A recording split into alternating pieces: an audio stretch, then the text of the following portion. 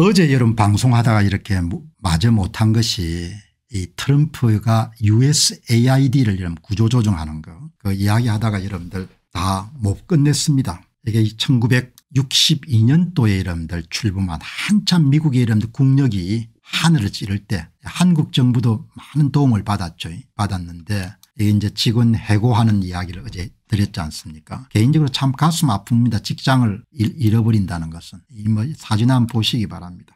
보시면 참 이분들한테 거의 평생 직장이었을 것이고 한 번도 USAID를 어느 정치인이 등장해 가지고 그걸 해체할 생각은 거의 없었을 겁니다. 거의 그런 생각을 안 했을 겁니다. 여기 꼬마 같은 경우는 부모님이 다 USAID 직원이니까 뭐 생계를 걱정해야 될 정도가 되니까 10,000명 넘는 조직을 300명 이하로 이제 만들겠다는 거 아닙니까? 사업가들이 할 수 있는 그런 발상인 거죠. 어마어마한 여러분 충격을 준 겁니다. 개인적으로 얼마나 가슴이 아픕니까 이렇게. 여러분들 보시면은 사진기자가 굉장히 장면을 잘 잡았네요. 해고가 된 사람들의 모습을 그대로 잡은 겁니다. 오늘 제가 여러분들 이 내용을 이야기 드리면서 하고 싶은 이야기는 미국 사람들에 대한 이야기를 좀 하고 싶은 생각이 들기 때문에 오늘 이야기를 하는 겁니다. 미국 사람에 대해서. 이게 여러분들 제 생각에는 그냥 미국의 양키 웨이 같아요. 아메리칸 웨이. 불필요하면 여러분들 없애버릴 수 있는 겁니다. 트럼프하고 일론 머스크가 모두 다 사업가 출신이기 때문에 너무나 당연하게 여기는 겁니다. 1960년대에 만들어지더라도 지금 소용이 없으면 지금의 여러분들 미국이 다른 나라를 이렇게 도와줘야 될 만큼 그렇게 형편이 넉넉한 게 아니면 당연히 없앨 수 있는 거 아니냐 이렇게 생각하는 겁니다. 한국은 경제위기가 터질 때까지 여러분들 공공부문을 확대할 겁니다. 앞으로 좌파 정권이 등장하게 되면은 정실 여러분들 인사를 많이 안 하겠습니까? 다른 나라 사례를 보더라도. 그래서 결국은 종착역에 도달해가 여러분들 재정위기가 어마어마하게 커져 가지고 도저히 감내할 수 없을 정도가 되면 이제 그때 여러분들 위기가 발생해 가지고 이제 사람을 내보내는 그런 일들이 발생하게 돼요. 이 미국의 사업가들이 갖고 있는 생각을 이 한번 제가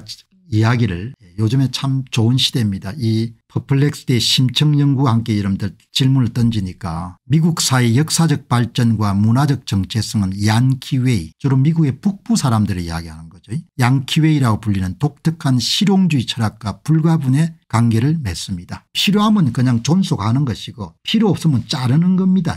USAID 해체나 빅테크 기업의 구조조정 같은 최근의 사건들은 미국적 가치체계가 여전히 사회 전반에 뿌리 깊게 자리 잡고 있음을 보여줍니다. 그럼 자르면 되게 여러분들 이렇게 통 하나에 자기 사물을 여러분들 넣어가지고 그냥 나가는 거지 않습니까? 어마어마한 거죠. 이게 미국 정신의 한 부분 같아요. 뉴잉글랜드의 양키들은 유럽의 계급적 전통을 거부하고 환경 적응을 최우선 과제로 삼았으며 이 과정에서 필요는 발명의 의문이라는 철학이 자연스럽게 정착되었다. 1803년 루이지애나 매입 당시에 토마스 제퍼슨 대통령이 보인 결단력은 미 학인 영토에 대한 투자를 감수하는 과감함을 보여주었고 이는 후일 명백한 운명으로 개념화되었다. 지금은 뭐 그런 일 없지만 옛날에는 여행을 할 때 미국 서부 여행을 제가 참 좋아했는데 미국 서부 여행에 이런 금강이나 아니면 뭐 고스트 타운이나 뭐 이런 데를 많이 다녔는데 그게 이런 프론티어 정신을 제가 굉장히 좋아했기 때문에 멈추지 않고 계속 여러분들 새로운 변경을 개척해 가는 것이 미국 정신 같아요. 지금도 면면이 살아있는 것 같습니다. 지금의 AI 여러분들 모델들 개발하는 거라든지 구조조정하는 거라든지 이번에 USAID 여러분들 그렇게 해체하는 것은 마크 트웨인의 톰 소여의 모험과 허크벨리 핀의 모험은 프론티어 정신을 문학적으로 승화시키는 대표적 사례입니다. 미지의 세계를 끊임없이 개발하는 겁니다. 실리콘밸리의 실패 허용 문화는 서부 개척 시대의 모험 정신을 디지털 시대에 재현한 것이고 스타트업 창업자들의 갤러지 정신은 1849년 캘리포니아의 골드러시 참가자들이 모든 소유물을 마차에 싣고 서부로 향했던 모습을 오마주 떠올리게 합니다. 여기 여러분 아주 중요한 거지 않습니까? USAID에 근무하는 여러분 직원들에게는 평생 직장이었는데 도널드 트럼프 대통령하고 일론 머스크에게는 뭔가 하니까 USAID 해체는 미국의 대외 원조 정책이 냉전 시대의 패러다임에서 벗어나야 된다는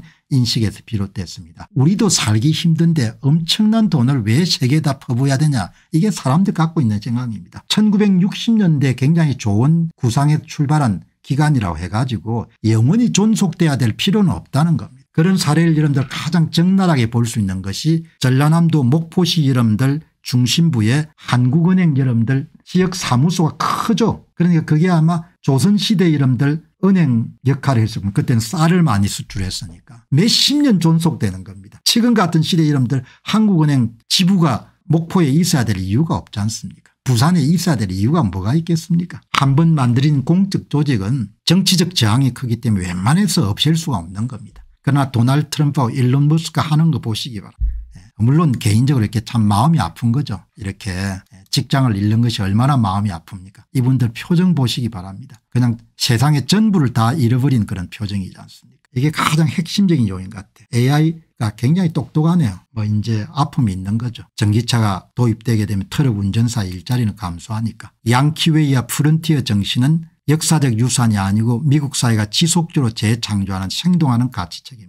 우리는 복고적인 경우가 많지 않습니까? 지금도 여러분들 우리의 사회적 담론 가운데 상당 부분이 100년 전 이야기를 많이 하지 않습니까? 친일 문제. 그게 언제적 이야기인 겁니까? 앞으로 나아가는 대안은 드물고 옛날 걸 하지 않습니까? 100년 전 이야기를.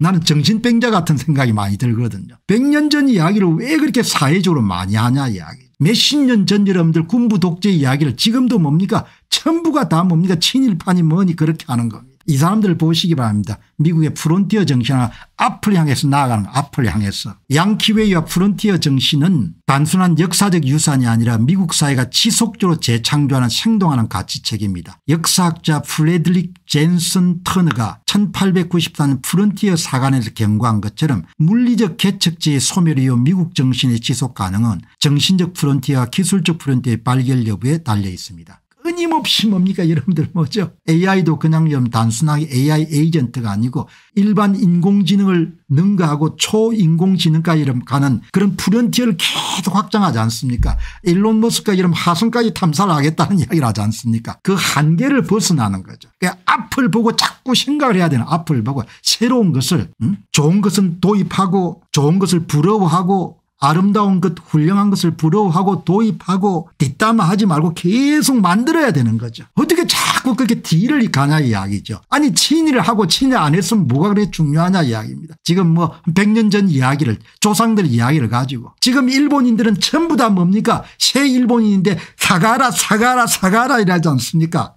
아니 지금 여러분 함께 여러분들 보시기 바랍니다. 연자제도 아닌데 할아버지 그 할아버지 죄가에 대해서 사과하라면 여러분들 당사자가 얼마나 힘들겠습니까? 여러분 제가 이런 이야기를 드리는 것은 결국은 한 사람의 성공과 한 사회의 번영이라는 것은 생각에서 차이가 나지 않습니까? 퇴행적이고 과거지향적인 생각이 그 사회 시대 정신이 되면 어떻게 살겠습니까? 반과학적 여러분들 반과학적 기반의 기초를 둔 주장과 의견들이 여러분들 팽배하게 되면은 대한민국 상황 여러분 어떻습니까? 2020년 4.15 총선에 태산 같은 부정선거가 발생하고 나서 5년이 지난 지금까지 있죠. 사실 여부를 여러분들 확인하려고 하는 그 어떤 사회적 노력도 없고 지금도 음모론 이런 이야기를 하는 겁니다. 완전히 대한민국 사회는 문제를 해결할 수 있는 능력을 상실한 겁니다. 집단적으로. 그래서 어마어마하게 가난해지겠죠. 그게 보이는 겁니다. 제가 오늘 USAID를 여러분들이 해체하는데 개인적으로 얼마나 아픕니까? 그 사진을 보면은. 그러나 일론 머스크와 이런 도널드 트럼프란 사람은 60년대 좋았던 기간이 2020년대 좋은 기간이 될 수 없다고 보는 겁니다. 자르고 제거하고 개혁하고 그렇게 해서 앞을 향해서 나아가자는 겁니다. 그러니까 오늘 꽃뱅이론님 말씀처럼 오늘 아침에 초등학교 학생 수가 한 명도 없는 학교가 많습니다. 저희 동네는 서울 도봉구인데 학생이 없습니다. 초등학교도 고등학교도 문을 닫습니다. 그러나 교사는 계속 늘어나겠죠. 교육비는 엄청나게 이런들 그 교부금 때문에 돈이 남아가지고 뭐 지체할지도 모르고 자원을 낭비하는 죄 벌 받습니다. 시간을 낭비하는 죄 벌 받죠. 인생을 낭비하는 죄 절대 그냥 넘어가지 않습니다. 부정선거를 여러분들 용인한 죄 넘어갈 수가 없는 거죠. 아기를 어떻게 낳겠습니까? 젊은이들이 애들 안 낳습니다. 너무 힘드니까 그런가 봅니다. 사람이 내릴 수 있는 중장기적 여러분 의사결정 가운데 가장 합리적인 가운데 하나가 아기를 가지는 거다. 너무 힘든 거죠. 계산이 안 나오는 겁니다. 그러니까 안 가지는 거죠. 그러니까 성장률이 복원이 안 되면은 다른 모든 부분에 영향을 미칠 수밖에 없는 거죠. 자, 여러분 오늘 여기까지 이제 부정적인 이야기라고 생각하지 마시고 있는 현실을 그대로 그냥 냉정하게 볼 수 있도록 함께 이제 노력하는 시간이다 이렇게 보시면 좋겠습니다. 안녕하십니까, 공병호입니다. 그동안 공병호 TV는 선거 공정성 회복과 자유민주주의 체제의 보존과 발전을 위해 노력해왔습니다. 이런 노력들이 지속될 수 있도록 공병호TV의 정기 후원 프로그램이자 멤버십 프로그램을 소개해드립니다. 뜻 있는 분들의 관심과 동참을 부탁드립니다. 선거 공정성 회복을 위한 노력을 지지하시고 훌륭한 나라 만들기에 동참하시는 시청자분들이시라면 구독 버튼 바로 옆에 있는 가입 버튼을 통해서 정기 후원 프로그램에 가입할 수 있습니다. 가입 버튼을 누르시면 공병호TV의 후원자가 되시게 됩니다. 여러분의 후원이 선거 공정성 회복을 위한 노력에 힘을 더할 수 있을 뿐만 아니라 자유민주주의 체제의 수호를 그리고 발전을 통해 여러분과 후손들의 삶에 빛과 소금이 될 것입니다. 특히 그동안 공병호TV는 선거 공정성 회복을 위한 노력 과정에서 채널 성장에 제약이 가해지는 불이익을 감수해왔고 지금도 그런 불이익이 계속되고 있습니다. 그럼에도 불구하고 너무나 중대한 문제이기 때문에 공병호TV의 노력은 계속될 것입니다. 여러분의 깊은 관심을 부탁드립니다. 감사합니다.